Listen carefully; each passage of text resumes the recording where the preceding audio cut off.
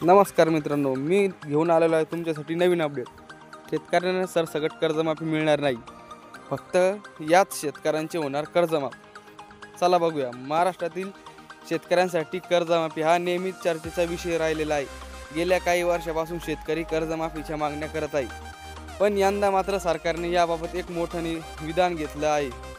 महसूल मंत्री चंद्रशेखर बावनकुळे यांनी स्पष्ट केले आहे की शेतकऱ्यांना सरसकट कर्जमाफी मिळणार नाही, त्याऐवजी केवळ गरजू शेतकऱ्यांना कर्जमाफीचा लाभ मिळेल। यासाठी सरकार सर्वेक्षण करणार आहे, ज्यामुळे शेतकरी कर्जमाफी प्रक्रिया लांबणीवर पडण्याची शक्यता आहे।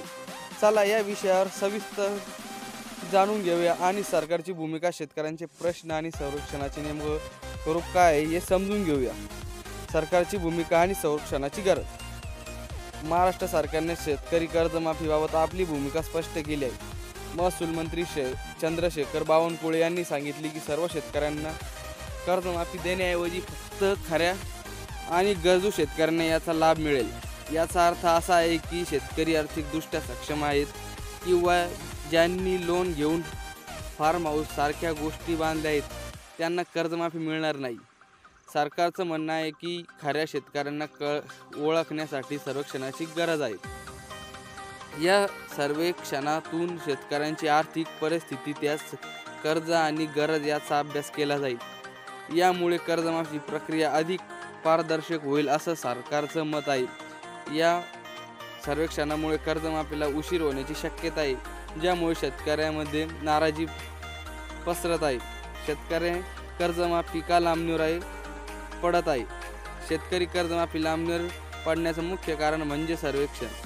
सरकारला खात्री करायची आहे की कर्जमाफीचा लाभ फक्त गरजू शेतकऱ्यांनाच मिळावा। यासाठी समित्या नेमल्या गेल्या आहेत, ज्या शेतकऱ्यांची माहिती गोळा करतील। ही प्रक्रिया पूर्ण होईपर्यंत कर्जमाफीचा निर्णय काढणार आहे। यामुळे शेतकऱ्यांच्या संभ्रम आणि नाराजी वाढत आहे।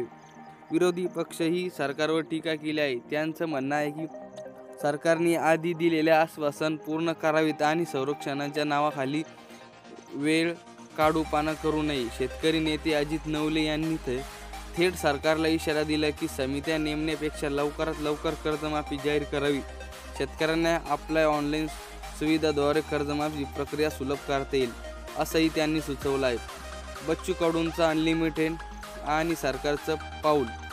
शेतकरी नेते बच्चू कडू यांनी कर्जमाफीच्या मुद्द्यावर सरकारला थेट अनलिमिटेड दिला आहे। त्यांच्या दबावामुळे सरकारने कर्जमाफीच्या चर्चेसाठी समित्या स्थापन केली आहे। बच्चू कडू यांनी शेतकऱ्यांच्या हितासाठी सातत्याने आवाज उठवला आहे। त्यांच्या मते शेतकऱ्यांचे कर्ज तातडीने माफ करणं गरजेचं आहे, कारण अनेक शेतकरी कर्जाच्या ओझ्याखाली दबले आहेत।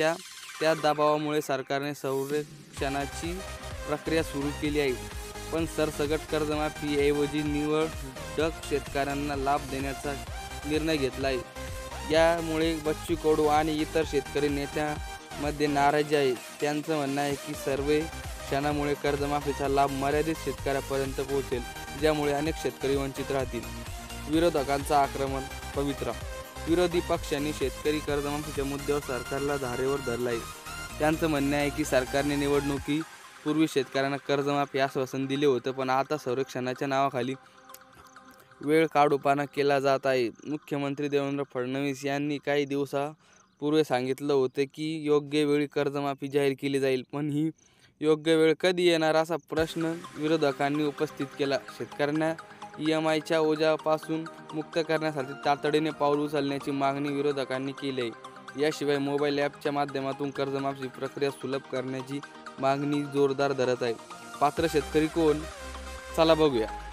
सरकारच्या मते फार्म हाऊस बांधणारे किंवा आर्थिकदृष्ट्या सक्षम असलेले नोकरी कर्जमाफीच्या लाभापासून वंचित राहिलेले। यामुळे खरे शेतकरी कोण याचा शोध घेण्यासाठी सर्वेक्षण केले जाणार आहे, पण हा प्रश्नच मुळात वादग्रस्त आहे। अनेक शेतकऱ्यांचं म्हणणं आहे की त्यांनी घेतलेलं लोन हे शेतीसाठीच आहे आणि त्यांना कर्जमाफीची खरी गरज आहे। सर्वेक्षणातून नेमकं कोणत्या शेतकऱ्यांना लाभ मिळेल हे स्पष्ट होईल, पण त्यासाठी शेतकऱ्यांना आणखी एक काळ पाहावी लागणार आहे। या सर्वेक्षणात शेतकऱ्यांची आर्थिक परिस्थिती, कर्जाची रक्कम आणि शेतीचं उत्पन्न यांनी विचार केला जाईल। शेतकऱ्याचं म्हणणं आहे की त्यांना कर्जमाफीची गरज आहे आणि ती लवकरात लवकर मिळावी। सरकारच्या सर्वेक्षणामुळे कर्जमाफीचा लाभ मर्यादित शेतकऱ्यापर्यंत पोहोचेल, पण यामुळे अनेक शेतकरी वंचित राहण्याची भीती आहे.